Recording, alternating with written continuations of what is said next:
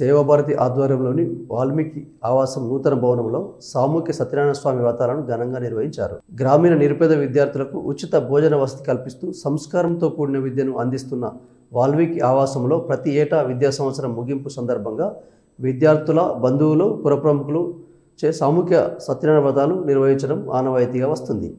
అర్చకులు కంజర్ల వేణుమాధవచారి రామకృష్ణ ఆధ్వర్యంలో నిర్వహించిన ఈ వ్రతంలో సుమారు 200 మంది దంపతులు పాల్గొన్నారు.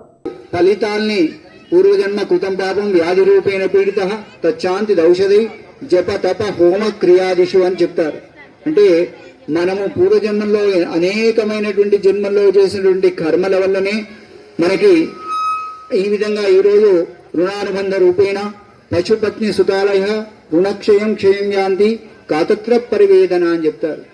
రుణానుబంధం వల్లనే మనం ఏ ఇంట్లో పుట్టాలి, ఏ వంశంలో పుట్టాలి, మరి మనకి కూడా ఉన్నటువంటి పిల్లలు కావచ్చు, బంధువులు కావచ్చు, మిత్రులు కావచ్చు, ఇవన్నీ కూడా మనకు సంచిత కర్మ వల్ల వచ్చినటువంటివి. కాబట్టి ఆ సంచిత కర్మలో అనేకమైనటువంటి పాపాలు పుణ్యాలు చేసుంటాం. అన్నమాచార్య చెప్తారు, అయ్యా పాపము మంచిది కాదు, పుణ్యం కూడా మంచిది కాదట. ఎందుకయ్యా పాపానికి పుణ్యానికి తేడా అయింది? ఒకటి ఇనుప సంఖ్యలు అయితే ఇంకోటి బంగారు సంఖ్యలు, రెండు సంఖ్యలే. మనం భూమి మీదకి వచ్చినటువంటి లక్ష్యం ఏంటిదయ్యా? ఆ స్వామి యొక్క పాద పద్మములు చేరుకోవడము, మోక్షాన్ని పునరావృత్తి రహితమైనటువంటి స్థితిని సాధించడం. మరి అది సాధించాలంటే ఎట్లా? ఏ పుణ్యం లభించినా మళ్ళీ దాన్ని అనుభవించడానికి భూమి మీదకి రావాల్సి ఉంటుంది. కాబట్టి అయ్యా ఇంకా వద్దు, ఈ పాపరాశి వద్దు, పుణ్యరాశి వద్దు, నన్ను నీ యొక్క పాద పద్మముల యందు ఉంచుకోవయ్యా, ఆ మోక్షాన్ని ఇవ్వయ్యా అని. అందుకే చివరికి పూజ అంత అయిపోయినాక సర్వం శ్రీకృష్ణ అర్పణమస్తు అని చెప్పిస్తాం.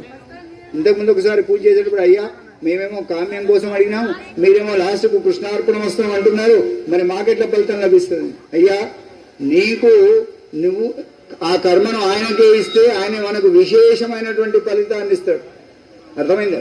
కాబట్టి భగవద్గీత లోపల కృష్ణుడు అర్జునుడు అనుకుంటాడు నా వల్లనే జరిగిందని అని అనుకుంటాడు. యుద్ధం జరిగిన తర్వాత మొత్తం యుద్ధం అయిపోతుంది, రథం తీసుకొని వస్తాడు కృష్ణుడు. నాయన బావా అర్జున కిందికి దిగు అని చెప్తాడు. మామూలుగా అయితే రథసారథి ముందుగా దిగాలి, అది ఆచారం. అదేంటిది బావ దిగకుండా నన్ను దిగమంటున్నాడు అనుకుంటాడు.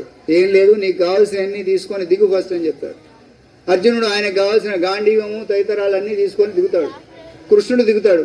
దిగిన మరుక్షణం అది కాలిపోతుంది రథం.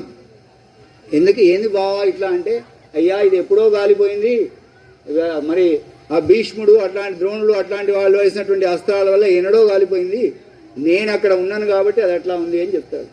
కాబట్టి దాని యొక్క ఫలితాన్ని అనుభవింపజేయాలి కాబట్టి మరి ఆయన దిగుతాడు. ఆ అస్త్రాల యొక్క ఫలితం వల్ల అది దహించిపోతుంది. అంటే మరి కృష్ణ నిర్యాణం అప్పుడు మనకు తెలుస్తుంటుంది. ఏం చేస్తారు? కృష్ణుని యొక్క గోపికలు అందరు ఉంటారు, వారిని వచ్చేసి అడవి జాతి వాళ్ళందరూ కూడా వాళ్ళని చెరబడతారు. అర్జునుడు ఏం చేయలేకపోతాడు. ఆయన విల్లు గాంధీవము పెద్ద యుద్ధం చేసినటువంటి వాడు ఆ అడవిలో ఉన్నటువంటి వాళ్ళని ఏమీ చేయలేకపోతాడు.